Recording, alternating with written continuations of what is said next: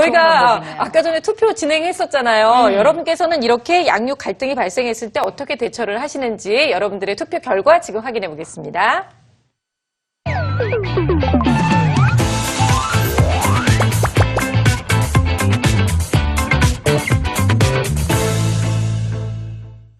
자, 결과가 궁금한데요. 역시 제 예상대로 4번이 제일 많았습니다. 일단 그 상황에서는 그냥 넘어가고 나중에 함께 대화를 해서 풀어보겠다라는 거였고요. 그래도 제법 많은 분들이 그 자리에서 싸우고 아니면 네가 하고 싶은 대로 해라고 하시는 분들이 또 계셨어요. 꽤 있으시네요. 아이한테 또 선택권을 주시는 분들도 네. 계셨는데요. 사실 아이들 앞에서 아까도 말씀하셨지만 싸우거나 언성이 조금만 높아져도 아이들은 그 분위기를 다 감지하잖아요. 선생님. 이거는 정말 좀 되도록이면 피해야 하는 방법인 거죠? 예, 그렇죠. 김효진 씨가 그동안 잘해오신 것 중에 하나가 아이 앞에서 언성이 높아지다 보니까 이혜리 표정이 변하더라. 그래서 그건 참았다라고 말씀하셨는데요. 아이가 가장 사랑받고 싶어하는 사람이 엄마 아빠잖아요. 그렇죠. 그리고 엄마 아빠의 영향이 아이에겐 가장 크고 그런데 내가 있음으로 인해서 나를 보고서 엄마 아빠가 나 때문에 싸우는구나. 이거는 아이가 내가 정말 안 좋은 사람인가 보다라고 생각을 할 수도 있는 그걸 거죠. 나 때문이라고 생각할 내 수 문제라고 있죠. 그렇죠. 생각을 하는군요. 그러니까 그 자아 존중감을 높여주고 싶어하는 게 모든 부모님이 아이에게 바라는 그런 욕구일 텐데 그럼요. 자아 존중감이라는 거는 내가 있음으로 인해서 주변이 참 좋아졌더라. 내가 있음으로 인해서 엄마 아빠가 환하고 행복해졌더라. 그러면 내가 참 소중한 사람 맞구나. 이런 경험이 누적되는 것들이거든요. 네네. 그래서 아이 앞에서 다투지 않고 가시는 거는 가장 바람직한 방법이었고 그렇군요. 앞으로도 그렇게 하셔야 네. 됩니다. 네네. 그래도 다행이네요. 네, 그러면 역시 그 마지막에 잠깐 자리를 피하거나 아니면 그 상황을 그냥 일단은 좀 놔두고 가는 게 맞는 거죠, 선생님? 네, 맞습니다. 아이들 있는 데서 싸움을 하게 되면요. 네. 아이들한테 뭐 부정적 영향이라는 건 다 알고 계실 텐데, 지금 여기 투표한 그 결과도 어머님들 다 알고 계시네요. 네. 그 자리에서 피해서. 근데 지금 투표한 게 현재 어머님들이 그렇게 하신다는 건가요? 아니면 네. 이게 가장 맞다고 생각을? 하고 계시는 하고 계시는 거죠. 저희, 예. 저희 부모를 보시는 분들은 대부분 다 그렇게 하시는 분들이 아, 계세요. 네. 네.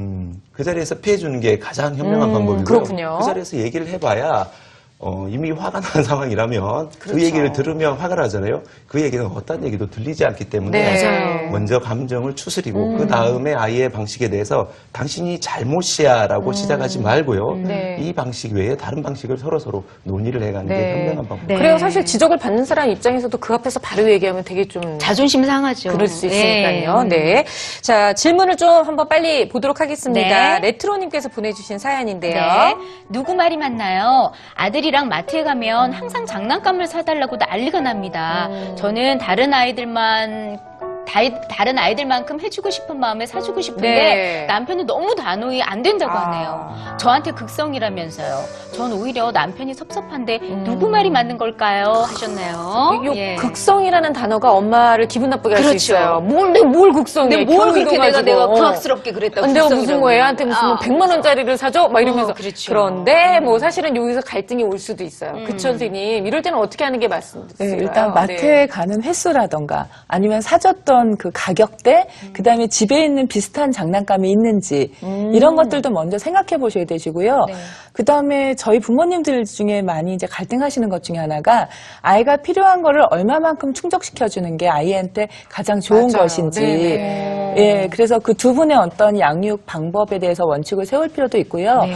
아이가 원하는 거를 그때그때 해주지 않는 것도 아이에게 좋은 방법일 좋은 교육일 수도 있다라는 것. 네. 그래서 서로 좀 이야기를 나누실 필요가 충분히 있으세요. 그렇군요. 네. 저희 집 같은 경우는 남편이 이제 네. 오히려 이렇게 좀 장난감을 좀 사주고 싶어하는 애가 또 하나니까 그러니까, 그러는데 그렇죠. 비싼 건 아닌데 매일같이 그렇게 1,000원짜리, 2,000원짜리 예, 왜 1,000원샵 이런 데서 아니, 그러니까 이거 그거 저기 매일같이 사와요. 뽑기 맨날 해주는 거 있잖아요. 뽑기나 뭐 스티커 있잖아요. 그래서 그거 이제 그거 네. 갖고 오면은 아이가 아빠를 기다리는 게 아니라 막 장난감을 먼저 기다려. 아빠 오늘 뭐 있어?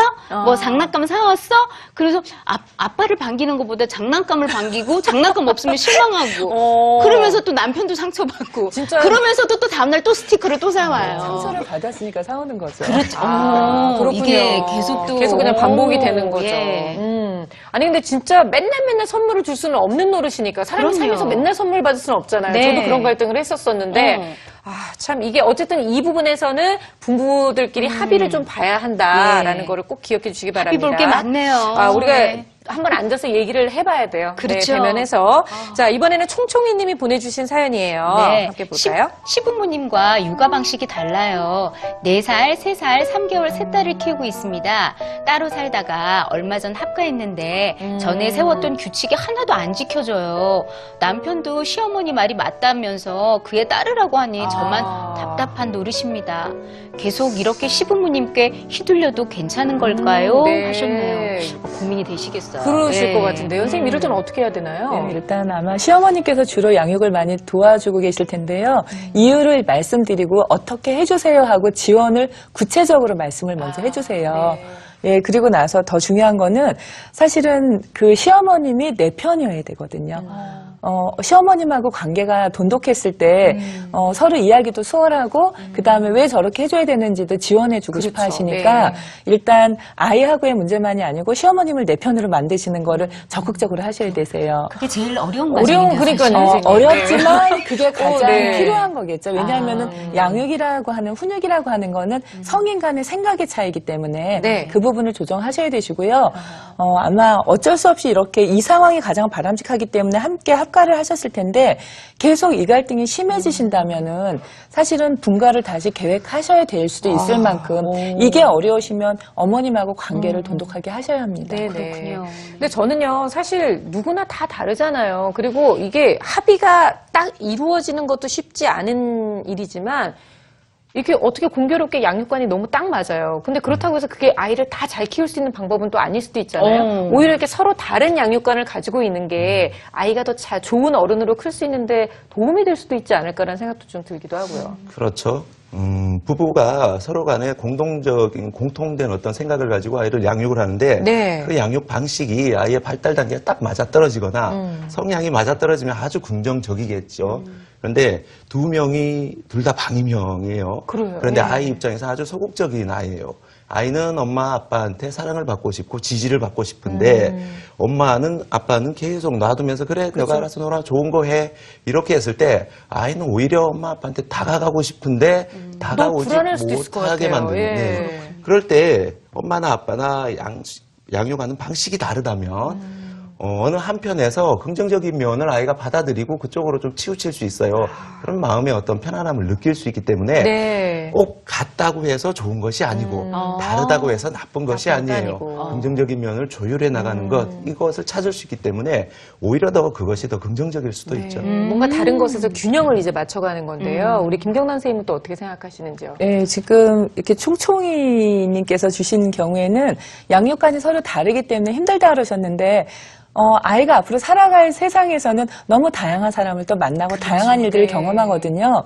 그래서 오히려 대가족 제도에서 자란 아이들이 다양한 사람을 경험하다 보니까 오히려 사회적 능력도 더 높아질 수도 있고요. 네. 적응력도 높아질 수 있는 그런 긍정적인 면이 있다라는 것도 좀 생각해 주셨으면 좋겠고 오히려 우리가 지금 EBS 핀에서도 많이 만나고 있는데 독박 육아를 하시는 어머님들이 가장 많이 하시는 것 중에 하나가 너무 열심히 아이를 배려하다가 어느 순간 지치면은 내가 아이에게 함부로 대한다. 그래서 아이가 굉장히 더 어려움을 처한다라고 이야기를 하거든요. 그래서 아이에게 있어서는 도피처가 있는 것도 나쁘지 않아요. 네. 엄마가 힘들어할 때는 할머니한테 가면 할머니가 나를 이뻐해 주시겠지. 그렇죠. 그 다음에 엄마가 다시 기분이 좋아졌을 때 또 엄마 품으로 올 수도 있고요. 그래서 그런 긍정적인 면이 있으니까 그것도 좋고요. 단 여기에서 가장 중요한 거는 이를 바라보는 며느님, 그러니까 엄마의 생각이나 시어머님의 생각이 중요하겠죠. 그렇죠. 예, 그래서 서로 어른들 간의 갈등이 없이 일단 그 훈육이나 양육에 대해서 인정해 주시는 어른들의 태도가 중요합니다. 네. 저희가 마지막으로 영상을 하나 또 준비를 해봤는데요. 빅데이터를 통해 본 엄마, 아빠에 대한 아이들의 생각이라는 제목입니다. 과연 아이들은 어떤 생각을 가지고 있는지 함께 보겠습니다. 너무 식상하지만 그래도 진짜 궁금한 질문. 엄마가 좋아, 아빠가 좋아? 그래서 빅데이터로 알아봤습니다. 2008년부터 2015년까지 소셜미디어에 올라온 실형 여건의 문서에서 아빠, 엄마와의 연관어를 분석해봤는데요. 그 결과 엄마에는 없는데 아빠에만 있는 연관어는 멋지다, 운전하다, 출장 가다, 돈 벌다. 네네. 아빠에는 없는데 엄마에만 있는 연관어는 편하다, 싸다, 고민이다, 싸다는 고르다. 어떤 의미죠? 예, 엄마가 또 싼 거를 단어를 좋아해서 보고 그런 거예요. 엄마 아빠 예. 중 누가 생각나는지 조사해보니 희망, 진심, 기대, 비극이라는 단어는 아빠를 더 많이 떠올렸고요. 예쁜, 고민, 스트레스, 도움, 안심이라는 단어는 엄마를 더 많이 떠올렸습니다. 네. 스트레스 받는다 내가 즉 너 때문에 뭐 아빠는 이런 얘기 많이 진심으로 하시는 거예요. 맞아요. 전하고 싶은 멋지고 신나고 기대되는 존재라는 뜻이죠. 그래서 그런지 아빠에 대한 호감도도 해마다 점점 높아지고 있는데요. 와. 반면에 엄마는 예쁘고 고맙지만 고민이 많고 스트레스를 많이 받는 존재라고 생각한다는 겁니다. 다 니네들 때문인데. 그래. 어? 이는 무섭다의 연관어를 조사한 결과 1위가 바로 엄마. 어머. 즉 엄마가 가장 무서운 존재라는 우리가 결과와도 무섭다고요? 연관된다고 어머. 볼 수 있는데요. 우리가 너희를 어떻게 이쯤 키워내니까. 되면 엄마들은 왠지 서운한 마음이 드실 겁니다. 하지만 걱정 마세요. 엄마와 아빠의 사랑 지수를 조사한 결과는 엄마가 54%, 네. 아빠가 46%. 아직은 아빠보다 엄마를 더 좋아한답니다. 그러니까 오늘은 묻지 말고 말해주세요. 엄마는, 아빠는 세상에서 너를 제일 사랑한단다.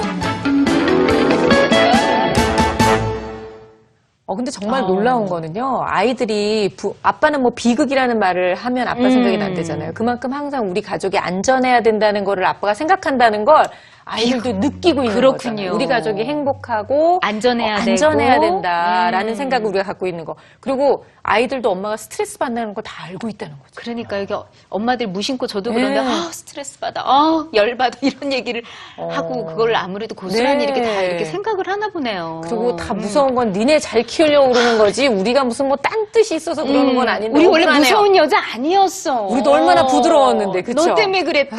진짜. 예, 참. 그럼에도 불구하고 아직은 엄마들이 조금 사랑 지수가 조금 높네요, 근데 생각보다. 근데 저는 많이 굉장히 높을 줄 알았는데. 고무적이라는 이 게 부분에 있어서는 조금 좀 서운한데요. 섭섭하셨어요? 아빠하고 좀 차이가 좀 나야 되는데. 아니 저는 오히려 요즘 아빠들이 이렇게 노력하시는구나. 그러네요. 역시 아빠들이 정말로 많이 변하신 것 같다는 좀 생각이 들었어요. 자, 많은 분들이 지금 서로 이해하는 게 제일 중요한 것 같아요라는 글도 올려주셨고요. 네. 아까 어떤 분은 도리도리 짝짝님께서는요. 역시 정답은 조율인가 봐요. 이렇게 하고 그렇군요. 올려주셨는데 부부 관계 무슨 뭐 사람 살아가는 관계 모두가 다 조율이 역시 정답이 아닌가라는 생각이 듭니다. 자, 오늘 마지막으로 선생님들의 한 말씀씩 좀 듣고 갔으면 좋겠는데요. 김경란 선생님부터 말씀해 주시겠어요? 네. 아이가 주는 대로 다 받고 그게 모두가 아니라는 걸 좀 아이의 능력을 믿어주셨으면 좋겠어요. 네. 그 이전의 경험이라던가 여러 가지 것들, 그 다음에 가장 중요한 거는 사랑받고 있다는 느낌을 전달한 뒤에 그 다음에 여러 가지 것을 그 이후에 하십사 말씀드리겠습니다. 네. 예. 아이를 양육하면서 이 아이가 내 말을 잘 듣고 뭐 이러면 긍정적으로 아주 좋게 받아들이겠지만 네. 또 말을 안 듣는다는 게 또 아이이기 때문이거든요. 그게 예죠, 뭐. 네. 예. 그래서 어머님들께 아버님께 하고 싶은 마지막 얘기는 기분에 따라서 아이를 양육하지 않았으면 좋겠다라는 너무 겁니다. 중요한 얘기예요. 남편들은 네. 기분파들이 많아요. 예. 근데 엄마들도 또 기분파들이 있어요. 네네네. 그렇네요. 우리의 기분에 따라서가 아니라 딱 정해진 원칙과 그 기준을 우리가 잘 세워야 되겠다는 생각이 듭니다. 네. 어떠셨어요, 우리 이혜리 어머니? 네, 아니 저는 정말 오늘 너무 유익한 시간이었던 것 네. 같아요. 사실은 참 좋은 엄마, 좋은 부모가 되고 싶은 건 매 한 가지인데 그 그렇죠. 방법을 몰라서 고민하고 했는데 오늘 선생님들이 좋은 말씀 해주시고 네. 그리고 늘 남편 양육 방식이 좀 잘못된 거 아니야 이런 생각이 조금 치우쳐 있었던 것 같은데 남편의 생각도 어느 정도 일리가 있고 그렇죠. 그런 부분들 서로 다른 것들을 잘 합의해 나가는 게 중요한 거구나 네. 새삼 또 배우게 됐어요. 아니 뭐 아까 네. 전에 초반에는 막 남편한테 그렇게 네. 하고 싶은 얘기 다 하시더니 마지막에 네. 또 마무리는 또 그렇게 하고 가시네요. 마무리 훈훈하게 네. 해야지 또 보고 있으니까요. 그러니까요. 여보 그동안 아유. 고생 많았어요. 어머. 당신은 좋은 아빠예요. 방송을 정말 100분 활용하시네요, 진짜. 늘 끝은 좋아야 되거든요. 정말 지혜로운 여자예요. 우리 이상하게 오늘 속은 우려네요. 그렇죠. 네. 오늘 함께 해주신 김효주 씨 감사드리고요. 네. 세 분 고맙습니다. 감사합니다. 감사합니다. 네, 요즘 아이가요, 엄마라는 말을 딱 입 밖에 내는 순간부터 모든 엄마들이 영어 언제 가르치지? 이런 생각 굉장히 많이 하시는 것 같아요. 그래서 저희가 다음 주에는 한글 영어 제대로 알고 하자라는 제목으로 이야기 나눠보도록 하겠습니다. 오늘 너무 추운데요. 아이들, 엄마들, 아빠들 모두 따뜻한 하루 보내시고요. 또 즐거운 주말 보내시기 바랍니다. 고맙습니다.